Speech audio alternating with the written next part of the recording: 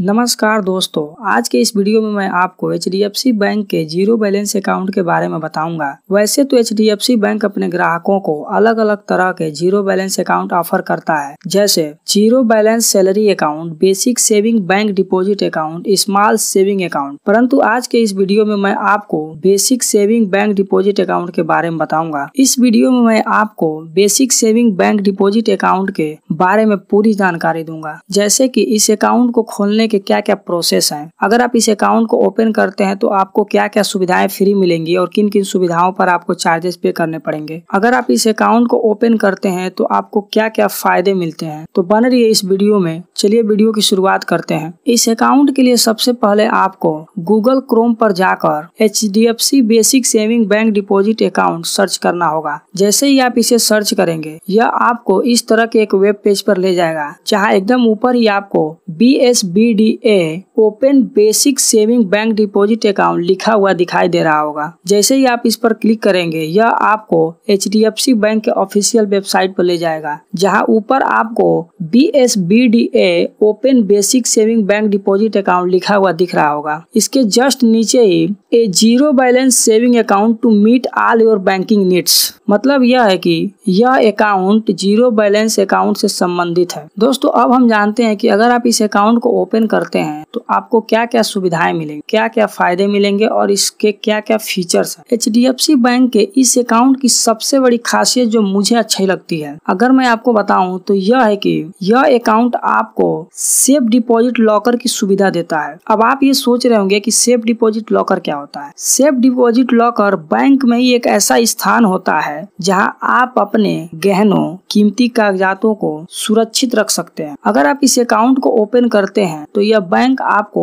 Free passbook की सुविधा देता है। इस अकाउंट में आप ब्रांच या ATM दोनों की सहायता से फ्री कैश डिपॉजिट कर सकते हैं। इस अकाउंट पर आपको फ्री में रुपए डेबिट कार्ड भी दिया जाता है। इस अकाउंट से आप एक महीने में 4 विड्रॉल कर सकते हैं, चाहे वो विड्रॉल आप बैंक से कीजिए, ATM से कीजिए, चाहे ऑनलाइन किसी भी मोड से कीजिए। यह बैंक आपके इस अकाउंट पे एक फाइनेंशियल ईयर में 25 पेज का एक चेकबुक भी ऑफर करता है। अगर आपको आवश्यकता है तो आप इसमें अप्लाई कर सकते हैं। यह अकाउंट आपको लाइफ टाइम के लिए बिल का भुगतान फ्री में करने की सुविधा देता है। इस अकाउंट में आपको फ्री में ईमेल स्टेटमेंट मिलता है। अगर आप इस अकाउंट के द्वारा नेट बैंकिंग, फोन बैंकिंग या मोबाइल बैंकिंग करना चाहते हैं तो यह अकाउंट आपको यह सुविधा भी देता है। यह तो रहे इस अकाउंट के ओपन करने के फायदे और फीचर्स। अब हम जानेंगे कि इस अकाउंट को ओपन करने के क्या एलिजिबिलिटी क्राइटेरिया है। यह बैंक आपको इस अकाउंट में सिंगल और ज्वाइंट दोनों रूपों में खाता ओपन करने की सुविधा देता है। अगर आप इस अकाउंट को ओपन करना चाहते हैं तो आपका किसी भी दूसरे बैंक में basic saving bank deposit account नहीं होना चाहिए। इसके अलावा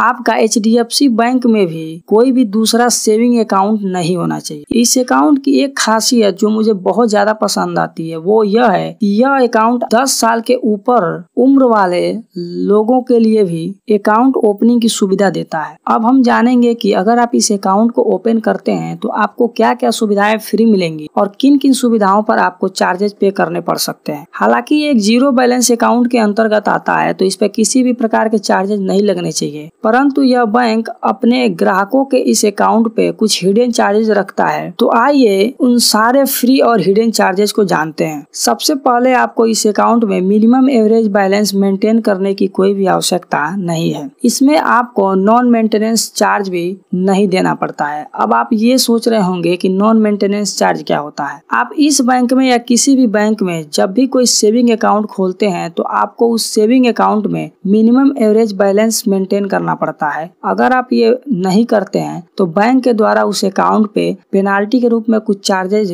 अप्लाई करता है, जिसे आपको पे करना पड़ता है। आपको इस अकाउंट में इस तरह के किसी भी चार्जेज को पे करने की कोई भी आवश्यकता नहीं है। अगर आप चेकबुक का यूज करते हैं तो आप इससे अप्लाई कर सकते हैं। इस अकाउंट पर आपको 25 पेजों का एक चेकबुक फ्री मिलता है। परंतु अगर आप चेकबुक का अत्यधिक प्रयोग करते हैं और एक फाइनेंशियल ईयर में आपको दूसरे चेकबुक की आवश्यकता पड़ती पड़ती है तो आपको प्रत्येक 25 पेज के चेकबुक के लिए 100 रुपए अलग से पे करना पड़ता है। और अगर आप सीनियर सिटीजन है तो आपको इस एडिशनल चेकबुक के लिए केवल 75 रुपए ही पे करने पड़ते हैं। यह बैंक आपको monthly, quarterly, yearly free statement की सुविधा देता है। मतलब अगर आप अपने बैंक का स्टेटमेंट ईमेल या इंटरनेट बैंकिंग के थ्रू प्राप्त करना चाहते हैं तो इस पे कोई भी शुल्क नहीं लगता है। परंतु अगर आप इसे फिजिकल रूप में प्राप्त करना चाहते हैं तो इसके लिए आपको 100 रुपए पे करने पड़ेंगे। वैसे तो यह अकाउंट आपको फ्री पासबुक की सुविधा देता है, परंतु अगर आपका पासबुक खो जाता है या डैमेज हो जाता है और आप फिर से पासबुक को री इशू कराते हैं तो आपको इस दशा में 100 रुपए बैंक को पे करने पड़ेंगे। बहुत से ऐसे व्यापारी होते हैं जिनको साल के अंत में अपना टैक्स भरना पड़ता है, या लोन अगर आप लेते हो तो लोन लेने में या टैक्स भरने में आपको बैलेंस सर्टिफिकेट मांगा जाता है। अगर आप इस अकाउंट में बीते हुए साल का बैलेंस सर्टिफिकेट लेते हैं तो ये पूरी तरह से फ्री है, परंतु अगर आप पिछले साल का बैलेंस सर्टिफिकेट मांगते हैं तो आपको 100 रुपए बैंक को पे करने पड़ेंगे। मान लीजिए अगर किसी कारणवश आपको इस अकाउंट को क्लोज करना है तो अगर आप इस अकाउंट को 14 दिन के अंदर क्लोज करते हैं तो आपको कोई भी सुविधा शुल्क नहीं देना पड़ता है, परंतु अगर 15 दिन से लेकर और 12 महीने के अंदर आप इस अकाउंट को बंद करते हैं तो बैंक को आपको 500 रुपए पे करना पड़ेगा। वैसे तो यह बैंक आपको रुपे कार्ड के रूप में फ्री डेबिट कार्ड देता है। अगर आप इस डेबिट कार्ड का पिन जनरेट पहली बार करते हैं तो आपको कोई भी चार्जेज नहीं देना पड़ता है, परंतु अगर किसी कारणवश आप अपने इस डेबिट कार्ड का पिन रीजनरेट करते हैं तो आपको बैंक को 50 रुपए पे करना पड़ेगा। अगर आपका एटीएम कार्ड खो जाता है या किसी वजह से डैमेज हो जाता है और आप फिर से डेबिट कार्ड री इशू कराते हैं तो आपको इस डेबिट कार्ड को री इशू कराने के लिए बैंक को 200 रुपए पे करना पड़ता है। आप इस डेबिट कार्ड से एक महीने में केवल 4 ही ट्रांजैक्शन कर सकते हैं। अगर आप इससे ज्यादा ट्रांजैक्शन करते हैं तो आपको 20 रुपए पर ट्रांजैक्शन पे करना पड़ेगा। यह अकाउंट आपको मोबाइल बैंकिंग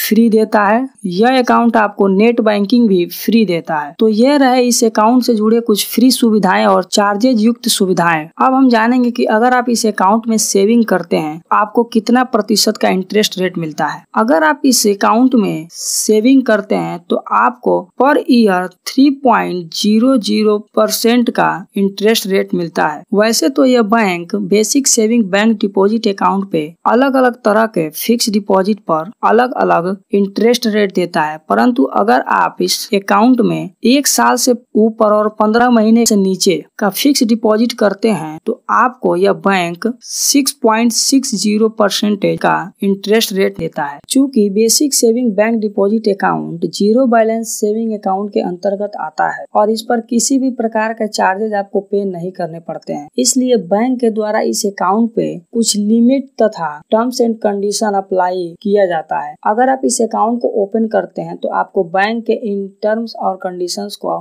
मानना पड़ेगा, नहीं तो यह अकाउंट बैंक के द्वारा फ्रीज कर दिया जाता है। तो चलिए बैंक के द्वारा इस अकाउंट पे अप्लाई होने वाले टर्म्स एंड कंडीशन को जानते हैं। इस अकाउंट पे बैंक के द्वारा सबसे पहला शर्त ये रखा गया है कि आप इस अकाउंट में 1 साल में केवल 1 लाख रुपए ही जमा कर सकते हैं। इस अकाउंट में आप एक समय में केवल 50,000 रुपए ही जमा करके रख सकते हैं। मतलब सेविंग के रूप में आप सिर्फ इस अकाउंट में 50,000 रुपए ही रख सकते हैं, उससे अधिक आप इस अकाउंट में पैसे नहीं रख सकते हैं। आप इस अकाउंट में एक महीने में केवल 10,000 रुपए ही निकाल सकते हैं, चाहे वो ब्रांच पर जाकर निकालिए चाहे वो एटीएम के द्वारा निकालिए। आप इससे अधिक पैसे नहीं निकाल सकते। अगर आप इससे अधिक पैसे निकालते हैं तो बैंक आपके इस अकाउंट पे अतिरिक्त ट्रांजैक्शन चार्ज अप्लाई करता है जिसे आपको पे करना पड़ता है। तो ये रहे इस अकाउंट से संबंधित कुछ टर्म्स एंड कंडीशन। अब हम जानेंगे इस अकाउंट को ओपन कैसे कर सकते हैं। दोस्तों, इस अकाउंट को ऑनलाइन ओपन नहीं किया जा सकता है। इस अकाउंट को ओपन करने के लिए आपको अपने नजदीकी HDFC बैंक के शाखा पे विजिट करना होगा, जहां आप इस अकाउंट को इजी वे में ओपन कर सकते हैं। दोस्तों, उम्मीद करता हूं कि आपको ये वीडियो पसंद आया होगा। इस वीडियो के प्रति आपका अगर कोई सवाल या सुझाव है तो आप हमें कमेंट बॉक्स में बता सकते हैं, और अगर आपको किसी और बैंक के किसी भी अकाउंट के बारे में जानकारी चाहिए तो वो भी आप हमें कमेंट बॉक्स में बता सकते हैं। हम उस अकाउंट के बारे में जानकारी लेकर उस पर एक वीडियो बना देंगे। अगर आपको ये वीडियो पसंद आया है तो वीडियो को लाइक कीजिए और अपने दोस्तों तथा परिवार वालों को इस वीडियो को शेयर कीजिए, जिससे उन्हें भी इस बैंक के इस अकाउंट के बारे में जानकारी मिल सके। और अगर भविष्य में आप हमसे जुड़े रहना चाहते हैं तो इस चैनल को सब्सक्राइब कीजिए। मिलते हैं अगले वीडियो में, तब तक के लिए धन्यवाद।